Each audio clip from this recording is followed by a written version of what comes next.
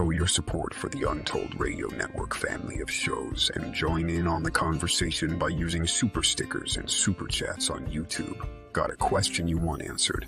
Ask it live via a super chat and get real-time responses from our show's knowledgeable hosts and guests. Help keep the Untold Radio Network shows running strong. We need your support.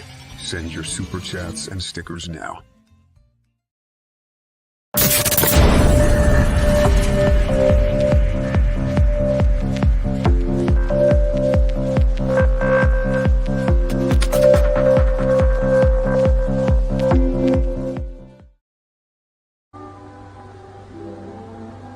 I wonder if it could happen in our lifetime. Maybe. But the important thing is that there's hope in the world. All I know is, when we're together, it's wonderful to be alive. You are the dead.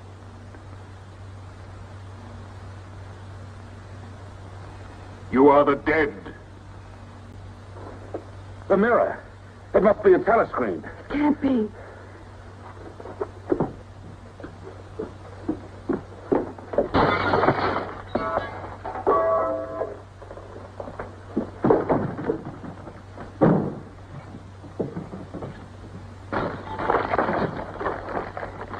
They're all around the house.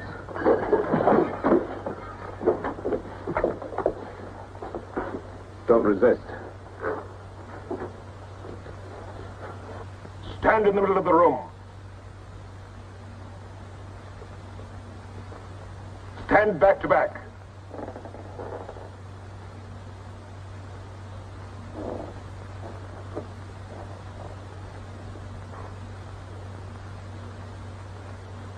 Don't touch each other. Put your hands over your heads.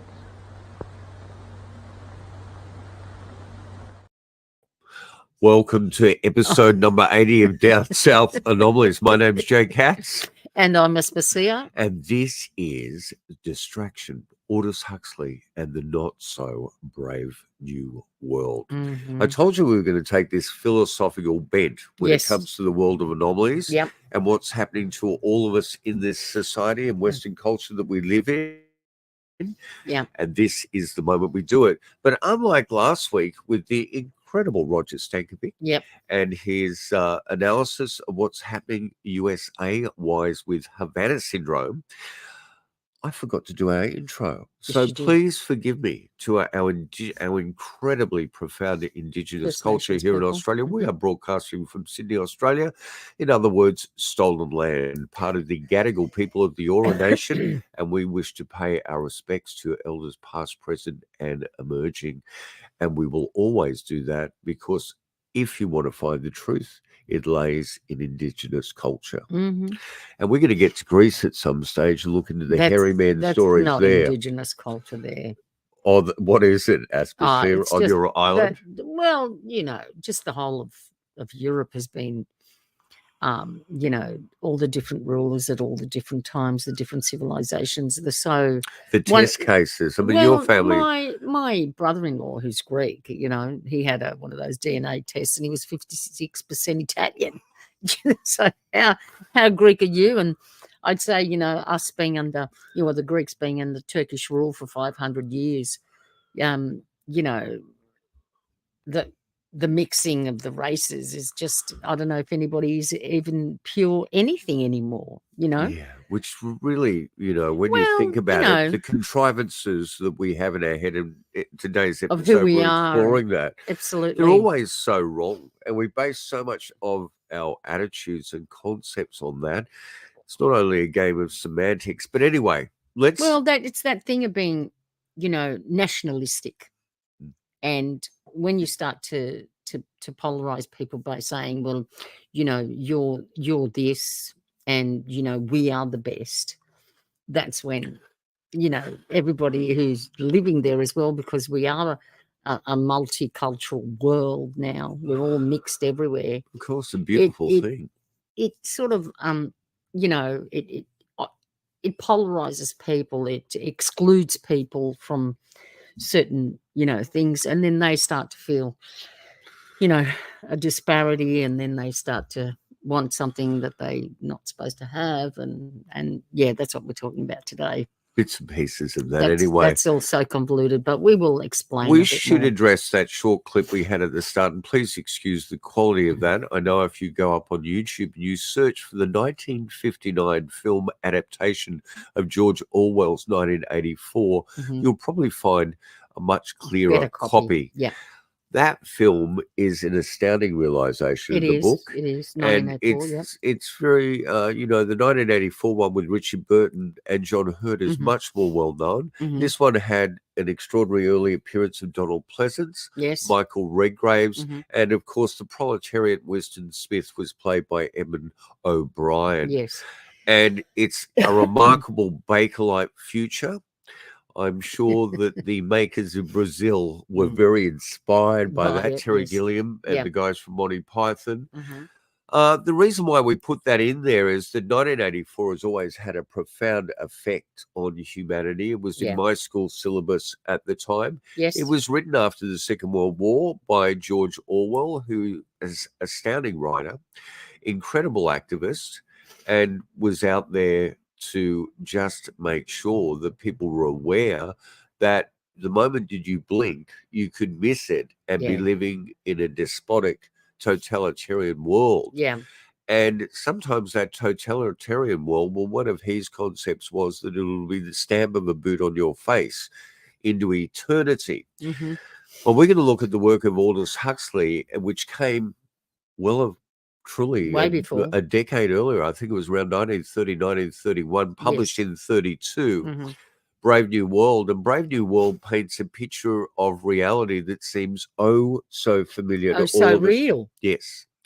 Right now. But one of the things that really touched both of us in our young life was an anomalous series that made it onto prime time by the maverick actor and producer Patrick McGowan. It was supposedly a follow-up to the Danger Man series. Yes, it was. But it turned out to be the greatest existential nightmare on 60s television ever, and was truly inspired by both these books. Yes. So if you don't know McGowan's short-lived 17-episode series called The Prisoner from 1967, you have to look at this if you sincerely are investigating the human condition. Yeah. So let's have a look at the trailer for The Prisoner, which was inspired by both A Brave New World in 1984. I suppose you're wondering what you're doing here.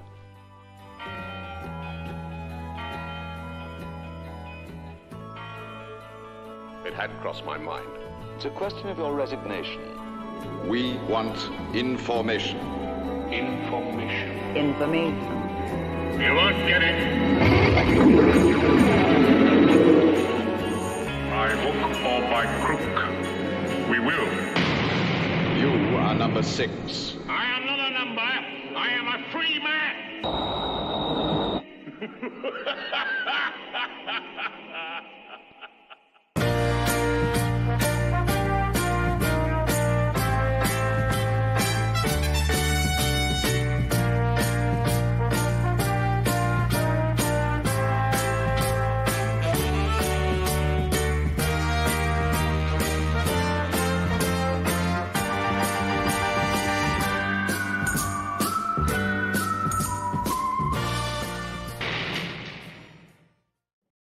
Truly one of the most important pieces of visual art made in the 60s. I get very emotional watching that series. You do.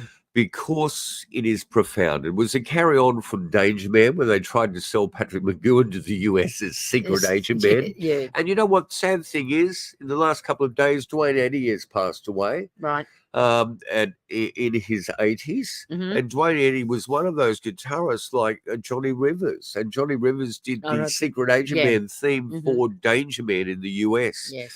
Went to Lou Grade and said, I don't want to do this series anymore. I'm not interested in these misogynistic, misanthropic James Bond type characters. Yeah. But I have something that could carry on after Danger Man. So the theory there is that Danger Man still carried on. Yes. He resigned from the Secret Service, but no one can resign resign from the company once you're in the company. Once you're you're in one always of those there. alphabet agencies, Once you never can leave. once you know the machinations of an organisation, a secret organisation, you kind of can't leave it. So Do you know he's what I mean? gassed in his apartment. That's right. And he wakes up in the morning on an island or a village or Somewhere. a coast. It's in the village. It's called the village. The village, yep. I And wonder if there were any gays in that village. Oh, please. Anyway, don't go to Little Britain, even though it is out of Britain. That's very funny. But you're really digressing here this morning. Sorry. Anyway, he's given a number. Yes. He's addressing each week variable number twos. The greatest was Leo McKern, of course. Were Rob Holland and Bailey. The last two episodes are profound, starring McKern. And his number is number 6. He addresses number 2, but he's perpetually looking trying for number 1. For number 1. Oh, relief. I'm not a number. Maybe he's got prostate. I don't know. I'm a free man. Where did that come from? Well, number 1 and number 2. Please, Sorry. Aspasia. I'm turning pure. So yeah. Here's some of the images from 1984 that inspired McGowan, and you can see there that set design was very similar to what we actually ended up seeing on the screen during McGowan's time. Yeah. I'm going to leave the happiness index till the very end, I think. Yep. So what I'll do is I'll get you to march through these stills. As you can see, then the drive-in, the Gamma people with 1984. So just slowly move through these. Yeah. I think it's important. There's some images. There's Edmund O'Brien with the Big Brother is watching you. And the one thing that surely came from 1984 is we all know now today with facial recognition and all that, well, we are living in a surveillance society. Absolutely. 1,000%. We have documentaries from the 90s that we've recorded all about the dangers of that society. They didn't realize it was going to become so ubiquitous, so encompassing. Well, just have a word to the Chinese population about that. Well, the thing with the surveillance, thing is like you watch shows nowadays, and especially if you're looking into detective shows or crime shows, the first thing that they go to is let's get the surveillance. Let's see who's got surveillance cameras up, and let's see, the bank's always got the service station. So you're being recorded. Everybody's 24/7. Well, people's doors now. Privacy is just about. Well, there is none, especially when you're in public. What about this poster for a piece of predictive pop culture? Will ecstasy be a crime? Well, it was, and still is. Well, it's not actually. It's gone. Ketamine and those things slowly. Oh, ecstasy, ecstasy, the drug I'm talking about. Well, here's the difference between 1984 and Brave New World. Is that sex is pushed onto people. That's the distraction, and that's what we are looking at. The distraction is how they distract us from what's really going on to what they're trying to. I don't think Orwell's wife was very happy. Sorry to interrupt you there, but very happy with this production. It was removed as quickly as it got out there. It was. But what we're talking about today is this extraordinary gentleman Aldous Huxley, that just took such a marvelous photo, don't you think? Yeah. Always took a beautiful photo. So there's a picture of Aldous. Aldous Aspasia was born on the 26th of July, 1894. Right. Believe it or not, he passed away on the 22nd of November, 1963. There was his infamous date in history. Yes. The assassination of John Fitzgerald Kennedy. That's right. So his death, and also that. Pushed. And who else? Someone else? C.S. Lewis, who wrote the Chronicles of Narnia. Yeah. Both their deaths were put on the back burner in comparison to what had happened on that day. Well, they died peacefully. Was it Aldous Huxley's wife that gave him LSD, or was it LSD on his deathbed? He asked for it. His second wife. Give it to me. LSD 25. Yeah. He was one of the first people. Actually, he was the catalyst for Timothy Leary becoming interested in it. Yeah, right. It was. English writer, philosopher. Yes. 47 books and counting. Numerous articles, travel writing, satire, screenplays, most of them non-fiction. Yeah. But non-fiction books, Aspasia, that really actually dalliance more into the world of fiction than we'd ever imagine. Yes, absolutely. I mean, he did state in his day that, this was Brave New World was a great work of imagination. But the truth is, by the time the Second World War had come around, he had realized we were actually living in that world. Exactly. So an English writer, he moved to the States and from 1937 till his death, acknowledged as one of the foremost intellectuals of his time, nominated 9 times for the Nobel Prize. Wow. He was a pacifist, interested in philosophical mysticism as well as universalism. Doors of Perception is that groundbreaking book looking into that mysticism and the use of psychedelics. Now, you've moved too fast. Did you get the Doors of Perception? I was going to go back to that. No. Yeah. I'll speak directly to that record cover. Of course you will. 1954, Brave New World, 1932, of course, and The Island. He actually did a revision on Brave New World, which spoke about, gee whiz, I had no idea, but now we're living in that society. Brave New World Revisited, yeah. As a child, his parents would say that he spent way too much time contemplating what he would articulate to them very early in the piece as the complete strangeness of everything. He also suffered partial blindness and at some stages full blindness his entire life. Right. But he believed his blindness in the end was a blessing. Okay, yes, because that's right. He was training to be a medical doctor and he had so much more to give the world and society. A month before he died, he stated, "We must learn how to be mentally silent. We must cultivate the art of pure receptivity." Right. I'm receiving. The individual must learn to decondition herself, must be able to cut holes in the fence of verbalized symbols that hems them in. Right. And we'll get into a bit of this notion of social engineering and operant conditioning. But look at this record. I need to find this. This is Bernard Herrmann, but it's also Aldous Huxley himself doing the ultimate book read. Wow. On vinyl. Wow, that looks... That looks astounding. And Bernard Herrmann, of course. Yeah. Actual happiness always looks pretty squalid in comparison with the overcompensations of misery. Being contented has none of the glamour of a good fight against misfortune. Happiness is never grand. Now, I think it's important for us now. I think, yeah, absolutely. Because what we're talking about is contentment and happiness. But do we get it from compulsive, impulsive, convenient satiation? No, we don't. We know that. Well, let's have a look at this. Well, we know that. This says it all to me. Happiest communities in the world. Australia does not rate whatsoever. None of the Western countries and even make it. Now, this is today. This is like 2023. Yeah. So what are we looking at here? This is quite remarkable. Not all third world countries, but lots of third world provinces. Well, it's mainly third world countries that are happy. Well, I don't know. Is India a third world country? Is China a third world country? Parts of it are. Big parts of it are, yeah. But what you're looking at there is what Aldous was saying. Yeah.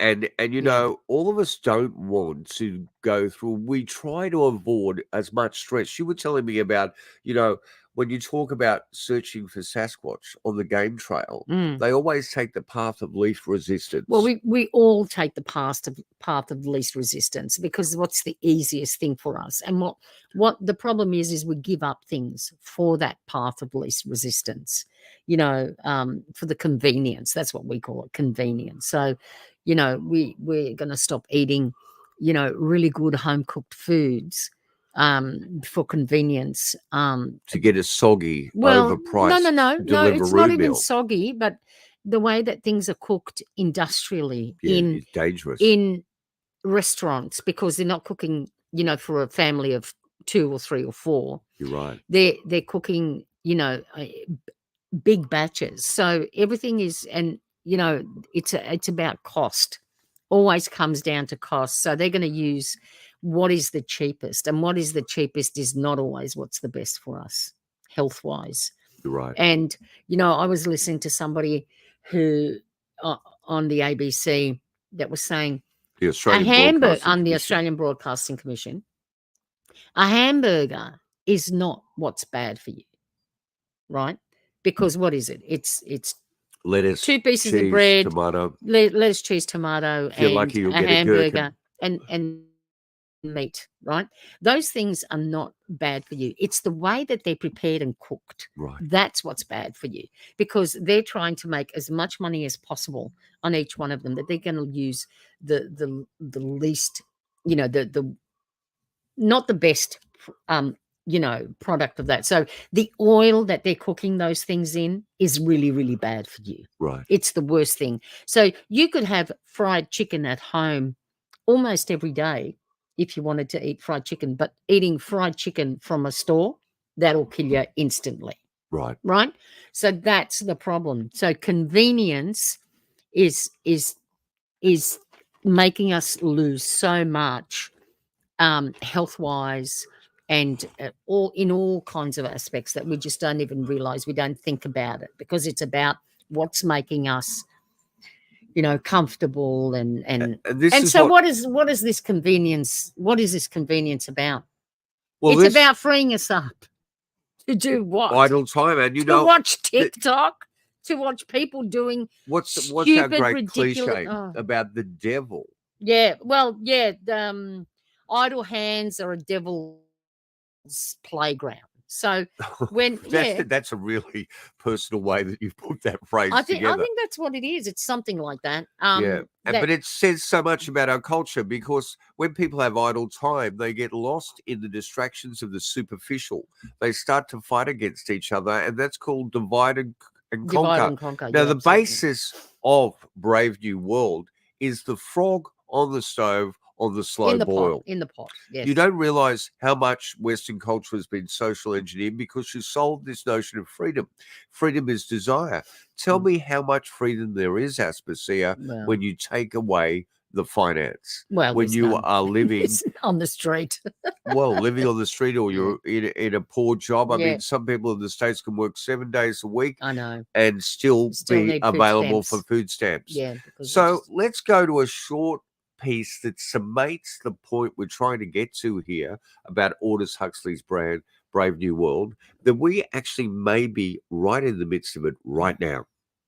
None are more hopelessly enslaved than those who falsely believe they are free. These words were written by Goethe nearly 200 years ago, but are perhaps more relevant in our time than they were in his. For many people assume we live in a free society simply because the West has not morphed into a dystopian hell like the one depicted in George Orwell's 1984. Tyranny, most people believe, would be overt in nature, it would be obvious, and all would recognize it. But is this really the case? Or could we be living in a society analogous to the one depicted by Aldous Huxley in his dystopian novel Brave New World? Could it be that technology, drugs, pornography, and other pleasurable diversions have created a citizenry too distracted to notice the chains which bind them? When Brave New World was first published in 1931, Huxley did not consider the dystopian world he depicted to be an imminent threat. 30 years later, however, following the Second World War, the spread of totalitarianism, and the great strides made in science and technology, Huxley changed his opinion, and in a speech given in 1961, he put forth the following warning. There will be, in the next generation or so, a pharmacological method of making people love their servitude, and producing dictatorship without tears, so to speak, producing a kind of painless concentration camp for entire societies, so that people will in fact have their liberties taken away from them, but will rather enjoy it, because they will be distracted from any desire to rebel by propaganda or brainwashing enhanced by pharmacological methods, and this seems to be the final revolution. In the future, according to Huxley, ruling classes would learn that control of a populace could be achieved not only with the explicit use of force, but also with the more covert method of drowning the masses in an endless supply of pleasurable diversions. In 1984, Huxley explains, the lust for power is satisfied by inflicting pain. In Brave New World, by inflicting a hardly less humiliating pleasure. How, one may ask, can pleasure be used to deprive people of their freedom? To answer this question, we must discuss operant conditioning, which is a method of modifying an organism's behavior. In the 20th century, the Harvard psychologist B.F. Skinner performed a famous set of experiments in which he tested different methods of introducing new behaviors in rats. These experiments brought to light how the powers that be can condition humans to love their servitude. In one set of experiments, Skinner attempted to cultivate new behaviors via positive reinforcement. He provided the rat with food any time it performed the desirable behavior.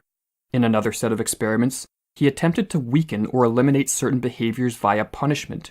He triggered a painful stimulus when the rat performed the behavior Skinner wished to eliminate. Skinner discovered that punishment temporarily put an end to undesirable behaviors, but it did not remove the animal's motivation to engage in such behaviors in the future. Punished behavior, writes Skinner, is likely to reappear after the punitive consequences are withdrawn. Behaviors that were conditioned via positive reinforcement, on the other hand, were more enduring and led to long-term changes in the animal's behavioral patterns. Huxley was familiar with Skinner's experiments and understood their socio-political ramifications. In Brave New World and his subsequent works, Huxley predicted the emergence of a controlling oligarchy who would conduct similar experiments on human beings to condition docility and minimize the potential for civil unrest. Skinner, like Huxley, also understood the social implications of his experiments, but he believed, contrary to Huxley, that operant conditioning could be used by social engineers for the greater good, leading to the development of a scientifically managed utopia. The following passage from Skinner's book Walden 2, however, reveals that such mass conditioning would in reality make possible a pernicious form of tyranny, one in which the masses would be enslaved, yet feel themselves to be free. Now that we know how positive reinforcement works and why negative doesn't, writes Skinner, we can be more deliberate and hence more successful in our cultural design. We can achieve a sort of control under which the controlled nevertheless feel free. They are doing what they want to do, not what they are forced to do. That's the source of the tremendous power of positive reinforcement. There's no restraint and no revolt. By a careful design, we control not the final behavior, but the inclination to behave, the motives, the desires, the wishes. The curious thing is that in that case, the question of freedom never arises.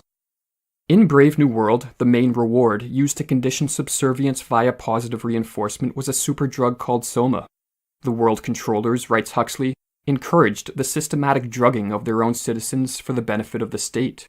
Soma was ingested daily by the citizens of Brave New World as it offered what Huxley called a holiday from reality.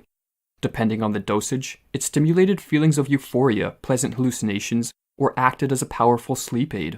It also served to heighten suggestibility, thus increasing the effectiveness of the propaganda which the citizens were continuously subjected to. In Brave New World, the soma habit was not a private vice. It was a political institution, writes Huxley. The daily soma ration was an insurance against personal maladjustment, social unrest, and the spread of subversive ideas. Religion, Karl Marx declared, is the opium of the people. In Brave New World, this situation was reversed. Opium, or rather soma, was the people's religion. But the world controllers of Brave New World did not rely on soma alone. Sexual promiscuity was promoted by the state as another tactic to ensure everyone enjoyed their servitude. The slogan, "Everyone belongs to everyone else," was drilled into the minds of the citizens from a young age, and with the institutions of monogamy and the family abolished, everyone was able to indulge their sexual impulses without hindrance. The constant access to sexual gratification served to help ensure the citizens were too distracted to pay attention to the reality of their situation. And there you go. I mean, really, the opiate of the people. Just look, I mean, say that to the people on Grindr and Tinder, It is where everyone is, everyone else is. Yeah. Basically, we have I'm horrified in a way, just the access to all that, the ease of access to extreme material that in many ways. Well, what did you have to do to get a bit of porn back in the old days? I can remember you had to, as a young adolescent male with testosterone running through you, the little I got, you had to hide in the back of some old bookshop and look at a glamour magazine. I love burlesque. I love the color of it. I really wasn't going for anything too explicit. No, but I mean, you never saw anything that extreme unless you came across someone's stash who had ordered it in a brown, went to an adult bookshop, purchased it, and bought it in a brown paper bag home and hid it somewhere. But that was the only way you were going to get. Everything's on offer now. Oh my God! And you know what? We have the cinema in our lounge room. You know what? If you can, we are think attached it, to the phone. If you can think it, you can find it. Hey, that's a really good point. A bit scary, isn't it? Look, I think it's really important for all of us to be aware how much we have been socially engineered. I mean, it's not just people like Edward Bernays who created public relations and convinced females to smoke by hijacking with burlesque dancers a suffragette parade and have women smoking like the Statue of Liberty. And that worked overnight. Light up for freedom. That was it was like, because women didn't smoke back then. And they thought, there's half the population is not smoking. We need to get women smoking. Yeah. And so what they did was they Bernays knew how to do it. And he did it by saying that if you lit up a cigarette, you were lighting up for freedom. He also attached celebrities to products and media. Well, and did it very early in the piece. That beautiful emeraldy dark green that was worn at the Oscars one year was the color of the packet of cigarettes that they were promoting. You're kidding me. No, it was attached to the Oscars, and every woman that year, I don't know I can't remember the year now, it was, they all wore gowns in that color. And it was because they were sponsored by that particular cigarette. I won't mention the name. You and I do not own mobile phones, but mobile phones are a virus. They are ubiquitous. They're everywhere. Now, we're aware of Pavlov's conditioning that has hit popular culture. Yep. How many of us are aware of Edward Bernays and even Dr. B.F. Skinner? Can I just say quickly, now that we've watched Edward Bernays, Adam Curtis did a series, and actually you can find it on YouTube, and it is called The Century of Self. Yeah, it's in 3 parts. One of Britain's most profound philosophical documentaries you'll ever come everyone across. to go and to go and Maybe find it. We'll and find a link and put it in the show notes.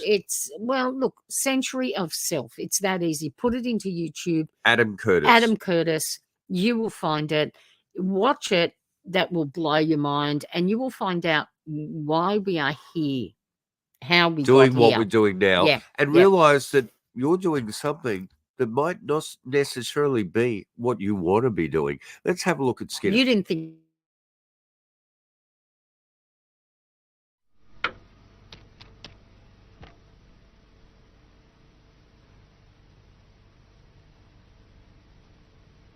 Can pigeons read?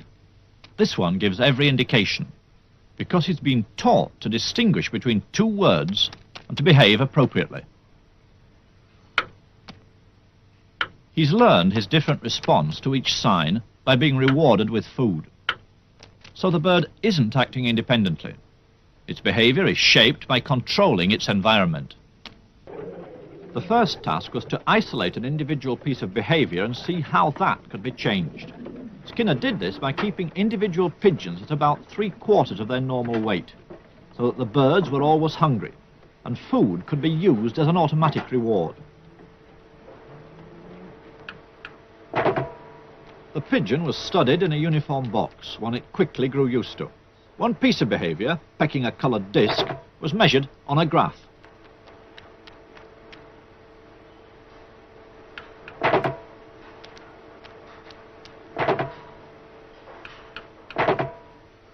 The pigeon learned that pecking the disc produced a reward. Then the behavior of pecking could be studied in relation to how often that reward was offered, or in Skinner's terms, what was the schedule of reinforcement. The main thing is what we call schedules of reinforcement. Reinforcement is what the layman calls reward, and you can schedule it so that a reward occurs every now and then when a pigeon does something. We usually use a response with a pigeon pecking a little disc, a little spot in the wall, and you can reinforce with food, but you don't reinforce every time. Perhaps every 10th time, or perhaps only once every minute or something like that. There are a very large number of schedules, and they have their special effects. And there is a good example of how you can move from the pigeon to the human case, because one of the schedules which is very effective with rats or pigeons is what we call the variable ratio schedule, and that is at the heart of all gambling devices and has the same effect. A pigeon can become a pathological gambler just as a person can. Now, the fact that we found that out with pigeons and could prove it by removing and changing the schedule makes it easy for us to interpret the case with the human subject. We don't say that the human subject gambles to punish himself, as the Freudians might say, or gambles because he feels excited when he does so. Nothing of the sort. People gamble because of the schedule of the reinforcement that follows. And this is true of all gambling systems. They all have variable ratios built into them. So what we've learned from the pigeon, it made it possible to interpret this vast field very effectively. Where does that leave free will? Because we all think we have a choice of whether to do things or not to do things. Yes. Well, you see, it leaves it in the position of a fiction. We have assumed somehow or other that these internal states, feelings, and so on, have initiated something. They have started something. They have created. We have done something in a voluntary way. We have willed to act. If you now look at the actual history, we find that there are external reasons why this has happened. In other words, by discovering the causes of behavior, we can dispose of the imagined internal cause. We dispose of free will as an American divine of the 18th century, Jonathan Edwards, did. He said, we believe in free will because we know about our behavior, but not about its causes. And of course, it's the object of a science of behavior to discover causes. And once you have found those causes, there is less you need to attribute to an internal act or will, and eventually, I think, we need to attribute nothing to it. Well, thank you, Mr. Skinner. The pecking order is what it's all about. And it's amazing just the extent that this analysis of the human condition and the human mind and our actions have been studied and used against us. Absolutely. Right across all industrial workplaces. I mean, Muzak is a whole other story we may investigate in the future. Did you have something to say? Well, I did, and it's they've studied us, they know us, and so inside out, and they know, and that's why we're hypnotizing chickens. Well, advertising is what it's about. It's about pushing our buttons, and they saying you need television programming for no reason. And the thing is, too, when you are just have a tsunami of this stuff hitting you, you become much more vulnerable to suggestibility. Absolutely. And basically, it's like, the greatest, most constructive way to get positive behavior into a child is to seed their mind. Convince them they came up with that idea. Well, this is what we're training in a world of distractions. You control a child. Like you don't open the wardrobe and say to them, "What do you want to wear today?" Because that would be giving them free will, right? And they'll be there all day because they're children. They can't make up their minds, right? What you do is you give them two outfits. You say you can either wear this one or that one, and they think that they have a choice, but you've chosen. You've limited it. You've already chosen what you want them to wear, and they're pretty much both the same things, right? This is what do you want, this one or do you want that one? And then they choose, and they feel like they've chosen what they want to wear. You should have been working for Mr. Skinner, really. I think we go back and listen to Mike Wallace with Aldous Huxley and see what he has to say for a short while. Physiologically speaking, are almost costless. I mean, they are not like opium or like cocaine, which do change the state of mind, but leave terrible results physiologically and morally. Mr. Huxley, in your new essays, you state that these various enemies of freedom are pushing us toward a real-life, brave new world, and you say that it's awaiting us just around the corner. First of all, can you detail for us what life in this brave new world which you fear so much, or what life might be like? Well, to start with, I think this kind of the dictatorship of the future, I think will be very unlike the dictatorships which we've been familiar with in the immediate past. I mean, take another book prophesying the future, which was a very remarkable book, George Orwell's 1984. Well, this book was written at the height of the Stalinist regime and just after the Hitler regime. And there he foresaw a dictatorship using entirely the methods of terror, the methods of physical violence. Now, I think what is going to happen in the future is the dictators will find, as the old saying goes, that you can do everything with bayonets except sit on them. That if you want to preserve your power indefinitely, you have to get the consent of the ruled. And this they will do partly by drugs, as I foresaw in Brave New World, partly by these new techniques of propaganda.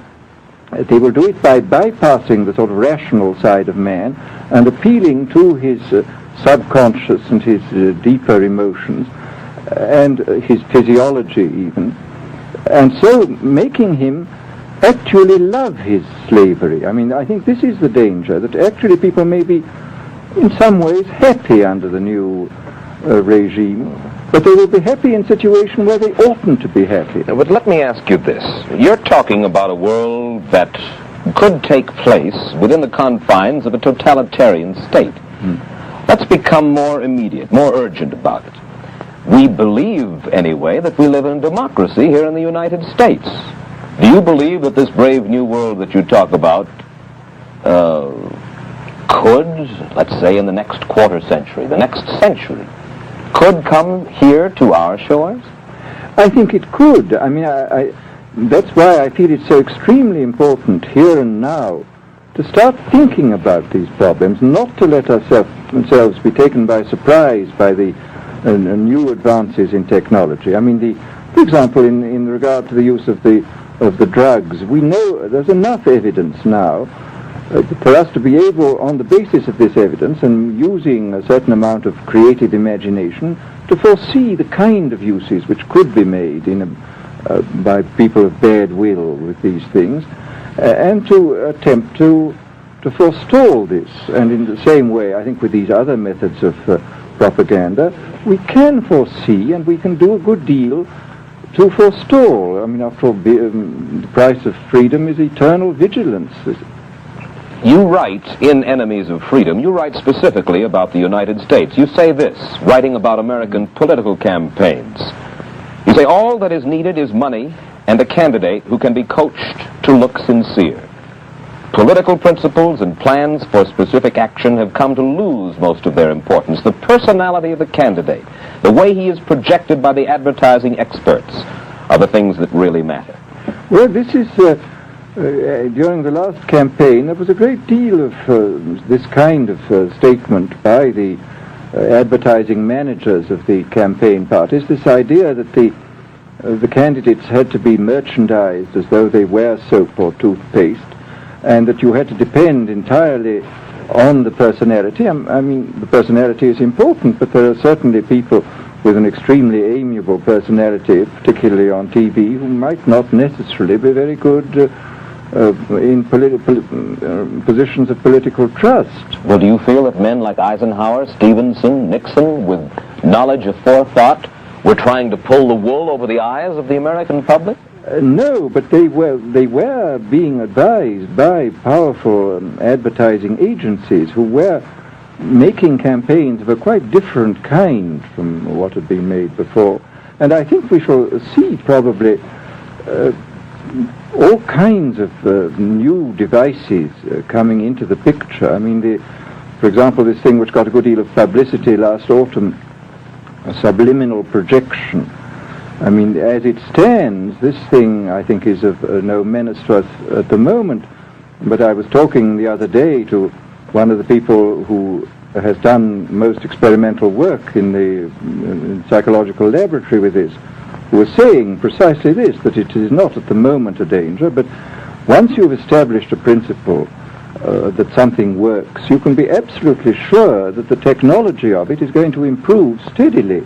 And I mean, his view of the subject was that, well, maybe they will use it to some extent in the 1960 campaign, but they will probably use it a good deal and much more effectively in the 1964 campaign, because this is the kind of rate at which technology advances. And will be Wow. So- 1959 there, Mike Yeah. Wallace, Yeah. Edward R. Murrow type, not Yep. as profound as Murrow, No, but yeah, but a really journalist, yeah, important interviewer. points there Mhm. when you think about it. And what he was saying it was definitely the most profound piece of predictive pop culture you could ever imagine. So because Kennedy was the first candidate to actually use... He supplied the news services with his own edited, they weren't actually doing even any critical analysis or talk outside of that. They were there's a special term, we've forgotten the name for it, but he supplied the news services, was already edited, ready to go the way he wanted it to be. He could see the way that Kennedy initially, there as the senator, was being sold to the public, and it was different, and it marked a huge change, and it's the world we're living in now. Absolutely. And we can see how journalism has changed. Absolutely. I mean, all of a sudden, journalism turned into entertainment. Yeah. There were no longer journalists fronting news services. Comedians were. Infotainment now. News is infotainment now. It's not news. Anyway, so there we go. All right.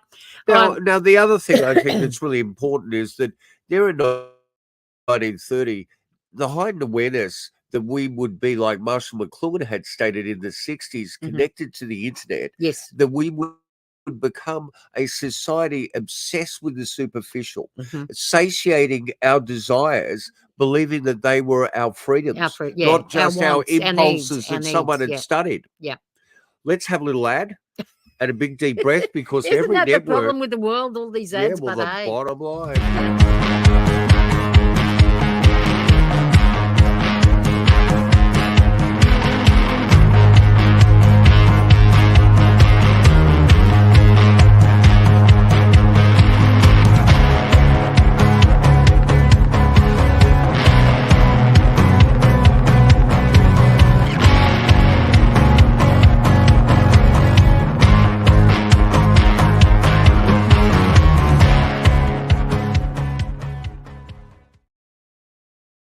That's right, you're on Untold Radio. And if you can't believe a copper when it comes to stories of the parallel hominid, well who are you going to believe? Get that book by Brian Kinsharp and know that you can go to the store, Untold Radio store, and you can get a Down South Anomalies t-shirt. We don't even own one. But get yourself one. We need branding. We need more people to this channel. What are we, a product? And that's where we are today. And that's where the truth lies. That's everybody is a product. It's like when people ask you, what's your brand? See the barcode on the back of my neck? What's your brand? It's like, what do you mean, what's my brand? I'm a person. Don't you know? And that's a really important point. When people start to buy branding, I'm wearing Adidas. I'm going to pay $40 for an Adidas t-shirt. Buying your t-shirt. How the hell were we convinced to do that? We become walking billboards for these huge corporate companies. We pay to advertise them. Don't you get it? When they started putting labels on the outside of your clothes, you knew it was all over. It was way beyond all over. And that was in the early 70s. But that's what people are doing now. It's like you see all these really high-end... Let's pick a bag because those Coco bags. Chanel. They do my look at her history. They do my head in, right? It's like all these bags. Their label, it's their label, their brand name, which was always put on the inside and hidden, is now put on the outside. It's stamped all over these bags. So let's talk as and you're paying, and not only are you but you're paying thousands of dollars. You see the prices of handbags to keep your crap in. I mean, put in a plastic bag. What is wrong with you people? But that's where we're at. Yeah, well, we are paying thousands of dollars to advertise these people that already have more than enough money, right? That they wouldn't even get through 3 generations of people, and they still need more. And now we're walking around advertising them. I don't know. My mind is, look, technology. Well, I mean, I have no problem with technology at all. Yeah, of course. But technology is a tool. But when that tool becomes our controller, it's like there needs to be some boundaries set. Man, but it's not, because they've learned how to control us. They psychologically got us down, and they know that we're so insecure about ourselves that they know which buttons to push to get us to buy what they want us to buy. Well, what some they want of the us things to do that Aldous Huxley predicted are just mind-boggling. They are. And I think was this guy channeling the future. I mean, the whole thing about us drowning in a sea of desire. Yeah. Of not our needs but our wants. You know, and look, even the notion of the pill. Well, all he of a was, sudden, he was about, back then writing that, the pill was going to be a revolutionary thing and that they were going to be able to do it to so women can have sex without the consequences, without getting pregnant and stuff. Because, once you get the pregnant, consequences are the side party's effects over. of that dangerous pharmaceutical. Well, there's always side effects. And then, That's just the way that it whole is. other notion of soma. And, Yep. it's amazing how that was hijacked recently during the pandemic, but Yep. let's not go into it. Whoa. But the fact that the DSM, Mm. human beings just seem to keep having more and more individual aspects to the spectrum of psychological illness. Yeah. And the only profound sort of medicine in the West seems to be medication. Yeah. It's never lowered, never looked at properly enough. We know so many people on the spectrum. I had a band of mentally ill musicians for 20 years. They were never on proper medication. But these people, these people that are taking the soma in Brave New World aren't even ill. Yeah. What it stops them from doing. No, what it stops them from doing. You don't think that's analogous to a lot of people that aren't even, No, I know. What's Prozac do? I know, but what it stops them from doing is feeling. Yeah. And feeling appropriately in certain situations. So, if your pet dies, you're going to get sad and cry, right? So what soma does, it stops you from being sad. It makes you forget that your pet's died, and it makes you feel happy. Makes you all dance to the beat of the same drummer. Of course. Then if nobody's feeling any different emotions and everybody is level, on the same level, then everybody's going to react the same. How do we start treating food as like a canonized item? I can remember going on a panel at the Seymour Centre, and I said during the 80s, I didn't even consider a meal, yet alone photographing it, because it was just fuel for my creative endeavors. Well, no, it's just sometimes it was a waste going. of time. Quickly just throw something in and keep rolling when you're younger. But now we've reached a point where we're canonizing the meal. And we're being sold crap. And we're being told it's gourmet food where someone sprinkles some mixed herbs all they over do it. is just put the price up and tell you it's gourmet. That's what makes it gourmet. Yeah. The price. Look. God, we're ranting today, aren't we? But excuse these are all the us. things. No, don't excuse. This is why you're here. Don't excuse us. The pub just on the next corner from us stopped being a live music venue. Which you would pack. Closed down. The Butthole Circus was there. Lines around the block. Jack Black played there in his band, whatever they're called. Joe Jett. Yeah. Look, the people that went through there, amazing. And there used to be lines around the block waiting to get in. Then the pub closed down. Yeah. And then a couple of years later, reopened. And then we were driving past one day. Shock. We stopped at the lights right in front of it, and there was a line around the block, and I thought, oh my God, it's back. The pub's back, and they're doing live music again, and people are lining up. That's fabulous. Then I looked up on the billboard, and there it was, Burgers by Josh.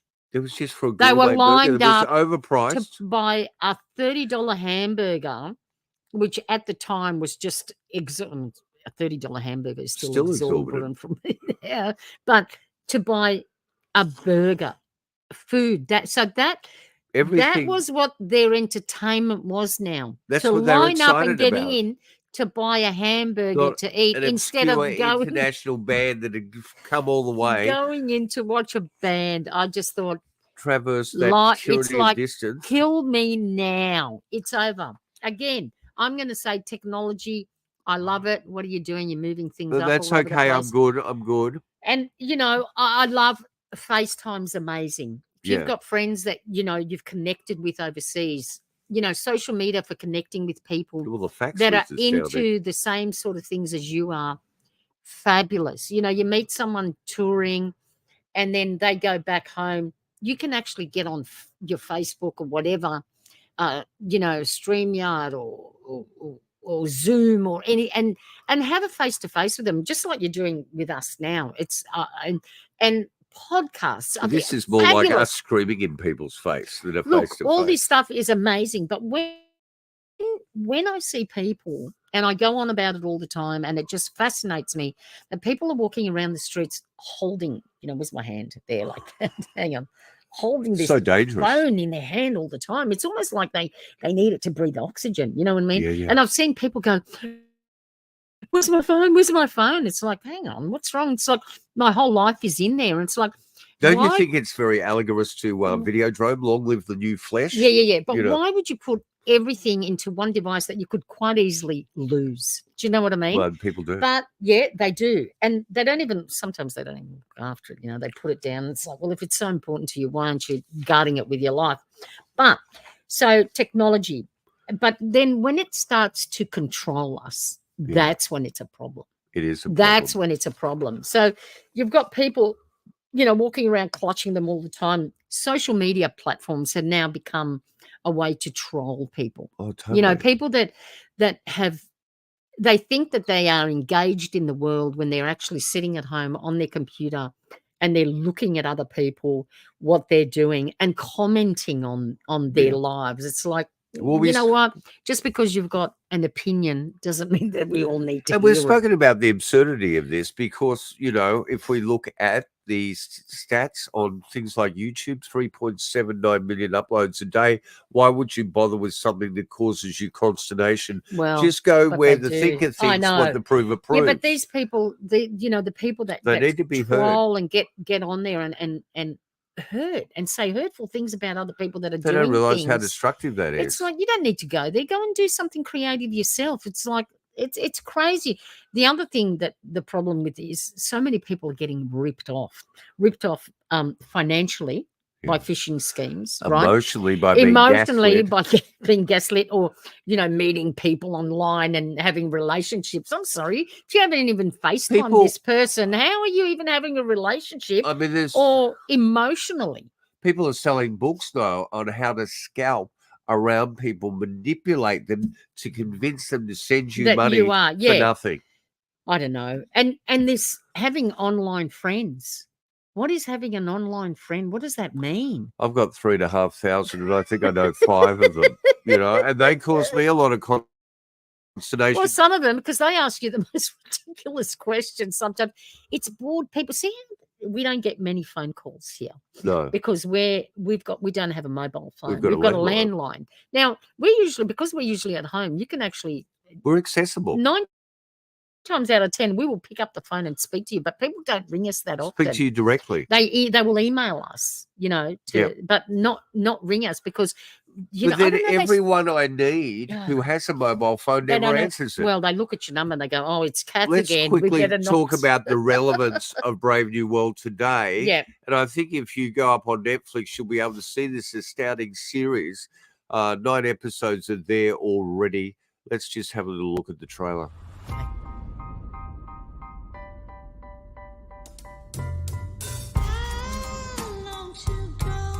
This is New London. Everyone's happy here. Everyone has a place. There's no hunger, no violence. There's no pain there, John. Everyone fits. I've always wanted that for you. This is your home now. You just need to embrace this place and let it be wonderful. Hey. All you have to do is connect.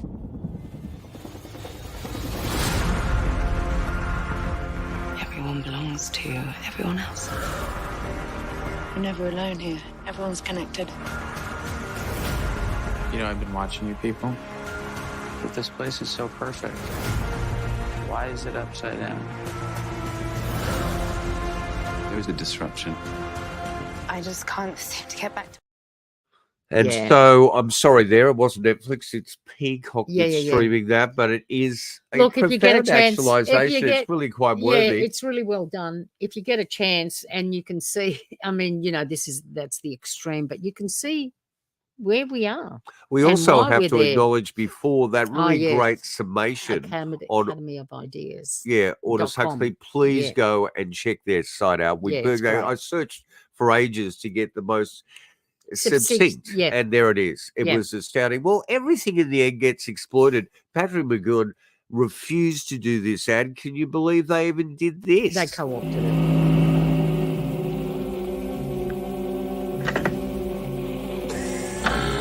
Begin surveillance. Closer. Number 21 shows ambitious tendencies. Follow him. Closer.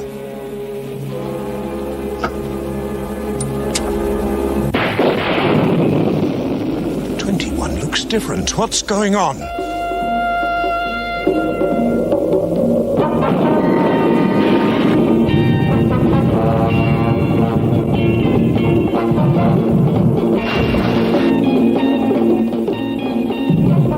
Why can't they catch him?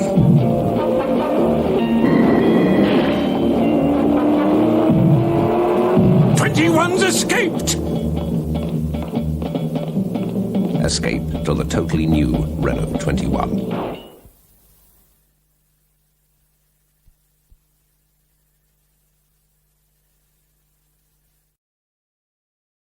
What a frigging nightmare. Can you believe that? You know, it reminds me so much of the revolutionary movement in music called punk. And within 6 months, it was co-opted commercially. Yeah. People started to put on Doc Martens and kick people in the head. Yeah. You know, it was supposed to be anti-fascist, anti-control, freedom, anti-music. You know, I know it's too court. So what? You can express yourself. But that's what happens all the time. It's like people flock to something, the corporations see it, and then they want to co-opt it to go, okay, we're going to sell them stuff because we can. We're going to sell them safety pins through the nose. They can go into their mum's. No, actually, you can't go into your mum's knitting box. You have to come to our store and pay 5 times more for a safety pin than you would have. Designer safety pin. Malcolm McLaren. Than your mum. Than the what's in your mum's sewing kit. Let's just end with there's an Australian we're going to track down. Yes, we are. He professor of bioethics at Princeton University, moral philosopher, Peter Singer. Yeah. Now, Peter Singer wrote what is still considered one of the most controversial papers ever in the late 70s. It was a paper on famine, affluence, morality. Yeah. And it said that inherently everyone in the Western world is evil. We're evil because we're evil. But we will not do things unless there's something in it for us. There's gain or an obligation attached to it. Yeah. So it's an obligatory culture. Yeah, we are. So we are.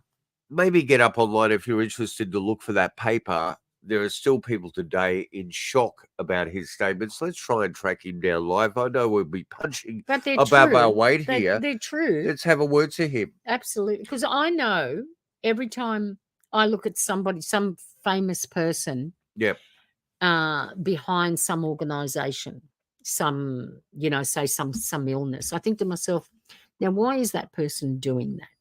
Yeah, what's their motivation? What is their motivation? And usually I look up and I find that either a family member has got that disease or they have that disease or a family member has that disease or somebody really, really close to them has that disease and that's why they feel. Otherwise, they never would have thought about. So they're not purely altruistic. No, they're trying to do something, good for the world. But they're not doing it for an altruistic reason. They were just sitting there going, through a list of diseases and going, look, I need, but it's not even that. Even if somebody gave them that list and said, listen, your profile at the moment is really, really down. You need to boost and make people engage with you and like you. And they're going to say, we want you to go through this list and you are going to become one of the sponsors, one of the people that promotes this. They're going to look for something that connects to them. Right, of course. Do you know what I mean? It's like when they say, oh, look at this guy. He's, this really, really rich person. Look at all the money he's donating to charities. It's all tax deductible. You think he's giving them, he's giving them that money for nothing? And it's upping his profile. It's making everybody go, oh, what a generous person he is. No, he's not a generous, or she's not a generous person. They are people that are trying to get something for it. If there was a poor person that had $10 and gave $5 to a charity, that person's being altruistic. Yeah. Right? so Because that's really going to hurt them. in the end, Yeah. even Peter Singer had to admit that he was a hedonistic utilitarian. There you go. And so There I you think go. at the end of the day, we've got to be careful about everything that we assume is our free thought and It's like motivation. when you say to me, oh, you're so generous. Like, no, I'm not that generous. You know what? I'm making this because this is giving me pleasure. Right. And in the giving of it, that's giving Because me you're pleasure. always crafting, aren't I you? am, and I'm always giving things away, but I get so much more out of it All right. than, it's like I am getting something out of it. It's not altruistic. It's always, I'm doing it for some reason for myself. That's just the way people work. What we need to do is we need to check So out the clearly I'm a documentaries. What did you say that? Say in that sentence. No, that's No, right. we need to check out the work of Adam Curtis and the Yes. Century of Self. And he's got so many other documentaries. What was the other one that you did at the time when you were at SBS? Don't ask me those questions. I've said hang that on. to you I before. My can't mind remember. is just jammed here this Okay. morning. Okay. You need to go and look for the 1956-1984 if you're curious at all. Mhm. You need to check out The Prisoner. Most of you may be aware of all of this and Yeah. more. And we just, And there was a Brave New World miniseries. yeah, there was. Yeah. I think in the early 80s. Yeah. And I think that Look if it you up. go in the Wayback Machine or the Internet Archives, you Yeah. will find a copy of that. It was a miniseries. It went for many, many hours. Yeah. I haven't looked at it myself. No, but I can't remember it. the one thing But I that we remember have to seeing be careful with there is to just be a little objective. My objectivity, if you're say not be aware of kind to that people. now, be kind is really important. Absolutely. My objectivity comes from the person I'm involved with the most, Mm. who is not going to tolerate my flights of fancy And or he my has them, whim believe me. or my whimsical ideas. Is always going to give me a counterpoint Yeah. and make me consider what I'm doing and why I'm doing it. Yeah. And from a place of love Absolutely. and caring. Yeah. There are people like Charlotte and Malcolm and all these people that have supported us online, Alex and Naomi, keep naming names there. Oh, Aspa, yeah. our moderators, Four John Eyre, Feather, Diane, Four- Catherine Four Feathers. There are so many great people out there Yeah. that have heightened awareness, John that care Ayres. about things. I said John Ayres. Oh, sorry. You don't listen to I'm me not ever, listening. but No, I I'm love not. you I'm in not. that regard. Yeah. We cannot drown in a sea of distraction. No, and that's what it's The about. greatest qualities of humanity are our ability to focus singularly on a problem and resolve it. Yeah. Focus singularly on a piece of art and create it. Focus singularly on a task and complete it. We are losing the ability to focus. Mm. If it all just gets down to 45 seconds of distraction on TikTok, what's the point? There is no point. And what is it telling us? And when we all fall into the binge world, we're watching TikTok and we're watching Instagram or we're watching a series. At the end of it, after binging it, you feel rather empty. Well, you just, You feel rather used. It's like anything. Even if it's really, really good for you, too much of anything is no good for you. Well, why the hell have we been together 33 years? Now, no, but Because anyway. we're not Humor in a is the way to get disposable relationship. We're Thank in you. a permanent relationship. Yeah, we're not. We're in a relationship till death do we part. Well, And look, our Whatever. final warning is where culture is headed. And, that whole notion of virtual reality, it's freaky. What is the line between the virtual world and reality? Technology is accelerating the convergence of the two worlds. Introducing Xiaomi Wireless AR Glass Discovery Edition. It takes the lead in realizing a true wireless AR connection, pairing with smartphones with a single tap. Experience more freedom with a cord-free design and realize unprecedented freedom. Retina-level near-eye display for AR glasses, driving forward the seamless crossover between virtual and real worlds. Features electrochromic lenses, immersed mode. Enjoy complete immersion in your virtual space. Transparent mode. Enjoy a vivid AR experience. Self-developed Xiaomi AR gesture control with precise spatial detection. Place virtual objects anywhere you want in the physical space. Drag and zoom freely. Flip pages by flipping your fingertips. Grab and drag TV images onto your glasses display. Turn off smart lights in your sightline using gestures. Put the world at your fingertips and master the virtual world. Xiaomi Wireless AR Glass Discovery Edition. Redefining the boundary between virtual and reality through innovation. Xiaomi. Really? I reckon what you do is you take those glasses off, you get your right or left foot, and you crush them into the ground. Look at that house that individual is living in and actually take in your three-dimensional reality.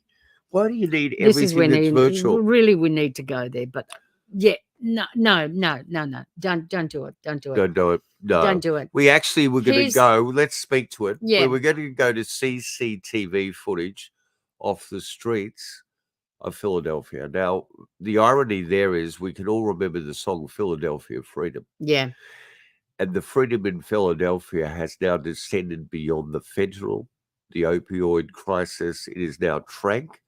And because of the administration that has just gone before the US, before what is happening now, was able to get China to ban fentanyl. Yeah. China is now sending every other aspect of how to make fentanyl or whatever into the US, with numerous other countries doing that as well. And people are literally dying from one dose of that drug, Trek. We just lost the incredible Luis Vasquez from Soft Moon and two of his colleagues. It is a nightmare. There's evidently hundreds of people. How many of those people day that are living on the streets everywhere in the world are going to be able to afford those glasses? And you know what the saddest thing is? They are feeding that destruction, the end of the fall of Rome, onto the public domain for people to actually look at and make comments on and sort of enjoy as a piece of entertainment or recreation. It is media eating itself to pieces. It's the end. It's the fall of Rome. That's what it is. Just be cautious. When we've reached this level, because what they were just showing us there in that ad is just so not real. Yeah. So not. It's like, you think people have a problem walking down the street looking at their phone? Wait till they've got those frigging glasses on. Why do you need virtual? I mean, virtual means almost there. Yeah. Why would you want to be in a world that's almost real? When we're in a world that is real. Is real. It's like they're trying to sell you something that's inferior to the reality. What is wrong with? Why would you buy something like that? You know what? I think number 80. Oh my God! This episode is the ranting episode. But we've descended. This is what we're into, right? This is how we do. Yeah, that's how we cope with AI. This is how we work. Paper we work and a pen. with paper and a pen. Soon we're going to be scratching, on walls with charcoal. Yeah, we get a feather, a plume. I mean, it's like, why can't you flip a page in a book? Why do you have to flip a page in virtual? What are we, Minority Report? What are we? And you know what are they selling us? That's another really salient point. What are they selling us? Statistically, now we're looking at even the people that read books are no longer reading books. That's the problem. That's the problem. But anyway, look, we have painted such an exciting picture of the future for all of us. In Sydney at the moment, we're in the midst of like a week-long deluge of rain. They say that it is, but we're surviving it. We haven't had a flood yet, so we're doing well. And we do get flooded here. But the most beautiful thing to me, how can you get flooded on the first floor? I mean, that just makes no sense. Is to walk outside and feel the rain on your head and your shoulders. Yeah, the sun. That is real reality. Don't forget, ladies and gentlemen. Why opt for virtual? Don't you understand? Look the word virtual up. And why would you not go for reality instead of the virtual? When things are over, they're over. Every second counts. We love you dearly. We do. Sorry for ranting. You've been on Untold Radio's Australian edition called Down South Anomalies. We have gone philosophically right off the deep end. Our hearts are with you. We do appreciate everyone that listens and supports us. And, even the trolls out there, you know, get another job for God's Get sake. a Find life. some happiness. Go and Get find, some go kindness outside, get some occurring. sun on your And if you skin. don't like what you're hearing or you're watching, Yeah. and for those people Turn it hearing, off. you need to get up on YouTube, Without making Facebook, a comment. and watch Without this. making a comment. Yeah, you don't need to bring people down. You know what? So much joy comes from picking people up. Yeah, it does. It does. We have read and it that's way not too an much. altruistic thing, because you pick someone up, it makes you feel good too. Well, you picked me up years ago at a nursing home. We've been together for 30 years.